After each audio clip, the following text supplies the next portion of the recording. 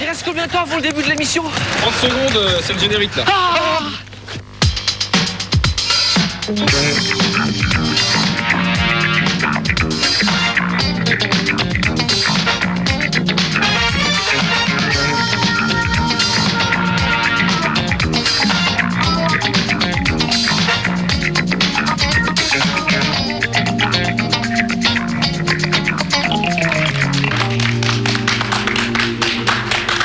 Eh bien, le MIDI, c'est très très simple. En effet, le MIDI, c'est une norme qui permet de relier les instruments entre eux ou de relier les instruments avec un ordinateur. Démonstration, je prends un clavier, j'ai une source de son et je joue, qu'est-ce que ça fait? Voilà, donc c'est relié. Autre possibilité, je peux prendre un saxo MIDI. Pourquoi MIDI? Parce qu'il a une prise MIDI. Et qu'est-ce que je fais? Je souffle dedans, c'est relié à mon unité de son. Même chose, ça joue. Fastoche. Le MIDI, ça permet aussi de relier un clavier avec un ordinateur. Et ça permet de faire de la musique en composant couche par couche. Démonstration, je mets en route et je vais jouer le charlet.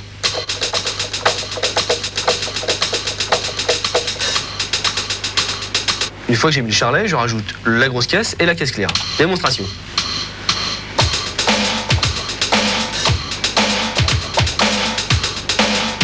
Une fois qu'on a joué la batterie, on rajoute la basse. Une fois qu'on a joué la batterie, la basse, on rajoute un petit piano dessus, un petit piano Fender. C'est assez simple, vous voyez, couche par couche. Alors ce que je vous propose, comme vous êtes très très curieux, c'est d'aller chez Serge Paratonnerre qui va nous expliquer le MIDI, sa façon de faire et tout ça, c'est parti. Serge, tu as collaboré avec Michel Berger et tu as aussi fait de nombreuses musiques de films et de génériques, Ushuaïa, Navarro, les films de Jolivet. Tu es donc un utilisateur de la norme MIDI. Est-ce que tu peux nous donner ta définition de la norme MIDI? Le MIDI, c'est un outil, c'est-à-dire que c'est comme pour le charpentier, il a différents outils et ça, c'en est un de plus, donc qui date d'une dizaine d'années. Ça permet le gros truc, c'est le virtuel, c'est-à-dire qu'avant, on dépose sur bande et une fois que c'est sur bande, ta composition en multipiste, elle est fixe, elle est figée. Toucher, ouais. Là, là, on compose, on peut changer, enlever les pins s'il y en a, accélérer le tempo, transposer, couper, coller, etc. C'est l'apport de l'ordinateur, donc c'est vraiment un outil de composition et de création extraordinaire. Est-ce que tu imaginerais maintenant composer sans le MIDI, c'est-à-dire en reprenant la feuille, le crayon et les 5 lignes et hop au piano? En fait, j'ai rien remplacé. Le MIDI m'a apporté quelque chose en plus, c'est-à-dire c'est plutôt la structure. Par exemple, personnellement, chacun compose comme il le sent. Moi, j'ai quand même l'appel du piano, cette grosse chose noire avec des cordes et des marteaux en bois. Ça m'inspire beaucoup. Les débuts des thèmes mélodiques, vraiment par expérience, je peux te dire que 95% du temps, les thèmes sont composés au piano.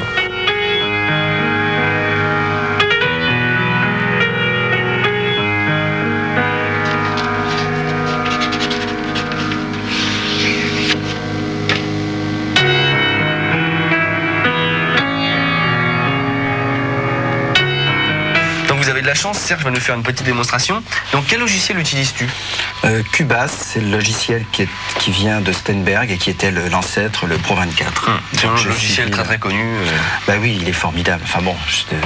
Alors dessus tu travailles instrument, c'est-à-dire piste par piste, tu mets un instrument, puis après un autre instrument, puis après un autre instrument, c'est ça? C'est-à-dire que c'est par couche, oui, un peu comme ça. Oui. Là pour ce nouveau générique de la nouvelle émission de Nicolas Hulot, tu as commencé par composer avec quel instrument? C'est-à-dire j'ai composé au piano, piano tout simple, le thème. Et après, je l'ai collé dans le MIDI. Donc là, on va l'entendre tout seul. Voilà. Donc c'est son. Donc c'est la première partie, ça. Voilà. Ça part de ça, quoi. Donc une fois que tu as rentré dans ton séquence sur le piano, après tu rajoutes des instruments, c'est ça? Tu nous fais écouter? Voilà. La harpe en solo. Alors, j'ai la basse de Yannick Top samplée.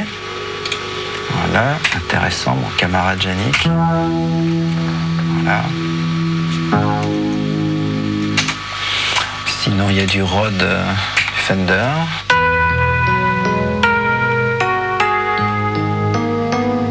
Moi, je te mets la voix en solo, la voix de la femme kurde.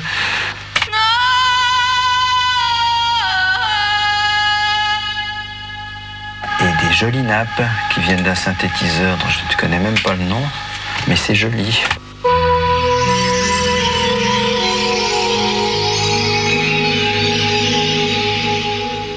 Bon, et l'ensemble, voilà ce que ça donne.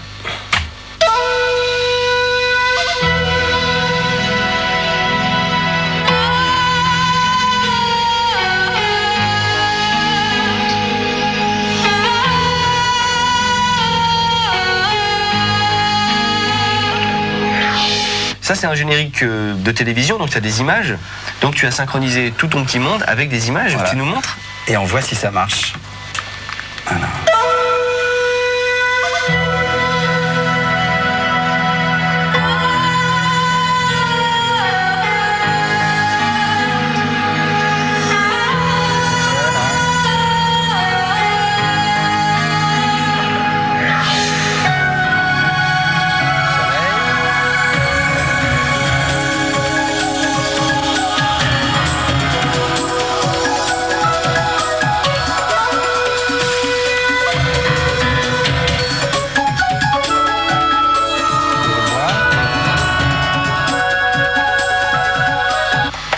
Si vous voulez un peu de Serge C'est vous, c'est très simple. Il suffit d'acheter sa partition avec ses génériques et vous trouverez en sus la petite disquette avec les fichiers MIDI. Super!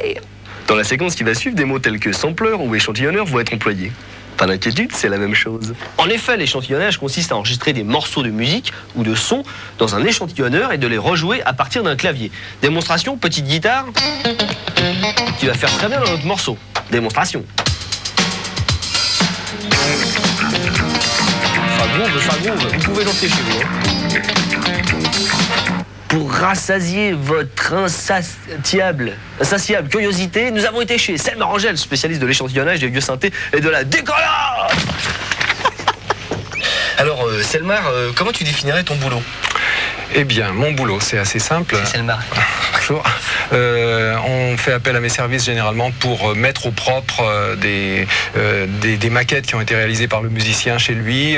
C'est-à-dire que à la finalité, je travaille sur une disquette et une disquette sur laquelle ont été enregistrées les séquences MIDI et j'utilise des échantillons de bonne qualité pour les mettre au propre, pour faire des gros sons, etc. Tu es le lien entre finalement le son maquette et le son définitif. Ah, complètement, oui, bien sûr. Des disques ou des pubs aussi. C'est exactement ça.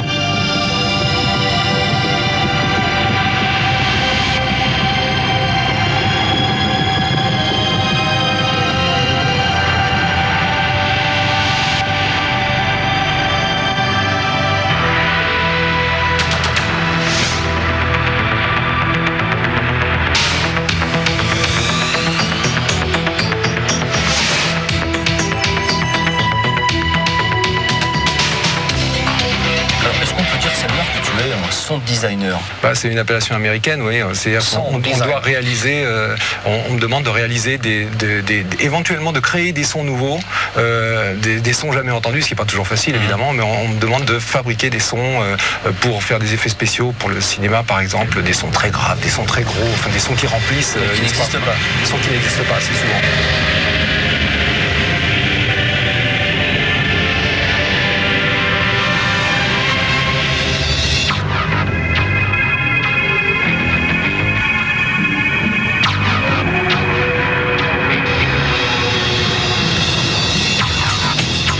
Alors tu bosses, Selmar, avec un échantillonneur pour faire du sound design. Tu nous fais une petite démonstration? Ce qu'on peut essayer de faire, c'est par exemple d'échantillonner un petit morceau de voix et puis voir ce qu'on peut faire avec. Ah bah, génial, on s'amuse? Génial, c'est parti.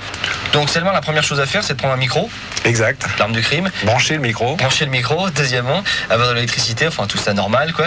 Et de rentrer donc ma voix dans l'échantillonneur. Nous allons le faire. Qu'on va voir ici. Attention, on va le faire une seule fois. C'est prêt? C'est prêt. Allez, attention. Private Jack. Donc Selmar, le son Private Jack est rentré dans le sampler. Il est enregistré. Et maintenant on va pouvoir le jouer sur le clavier. Absolument. Tu nous montres. Allez. Private Jack. Private Jack. Double vitesse. À l'octave. Le son original. Private Jack. En dessous. 4 fois plus lent.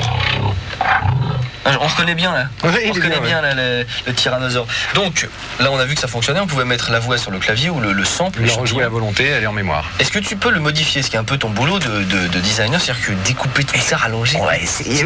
Allez, on y va. Allez, on essaye.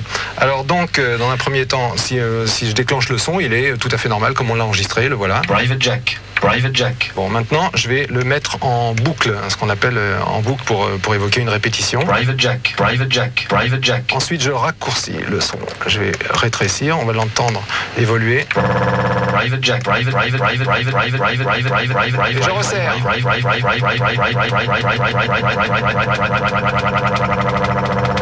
Etc. Bah là, ce que tu fais, là, moi, je peux pas le faire, là, celui-là, c'est là où c'est Il faudrait que tu sois bien Hickman, là. Voilà. Je Donc là, continue. ce que tu as fait, c'est que tu as tout coupé, c'est ça? On est Non, c'est-à-dire que j'ai pris un tout petit bout de l'échantillon que tu as lancé dans le micro et je le répète en boucle très très fine. Et donc ça devient, au bout d'un moment, ça devient tout simplement une note.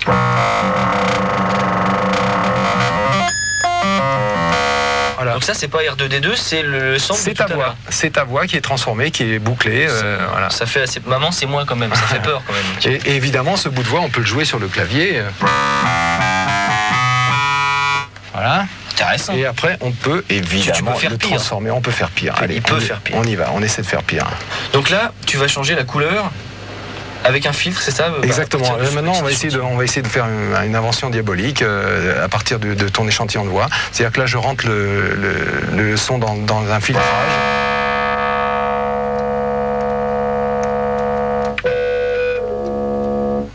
Voilà.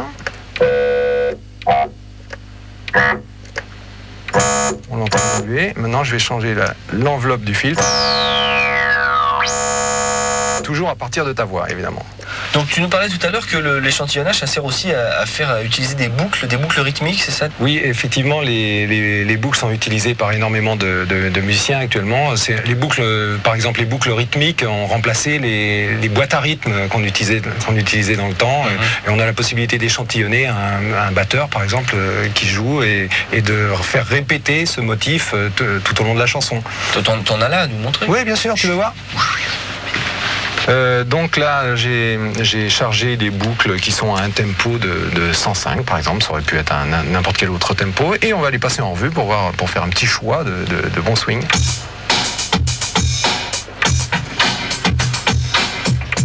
Vous pouvez mettre des points, mettez des points. Ça, c'est la 3.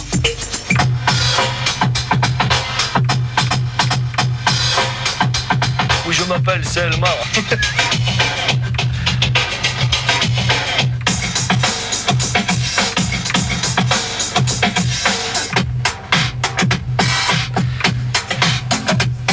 Donc ça, c'est exactement comme qu'on a fait avec la voix, c'est-à-dire que là, c'est un batteur.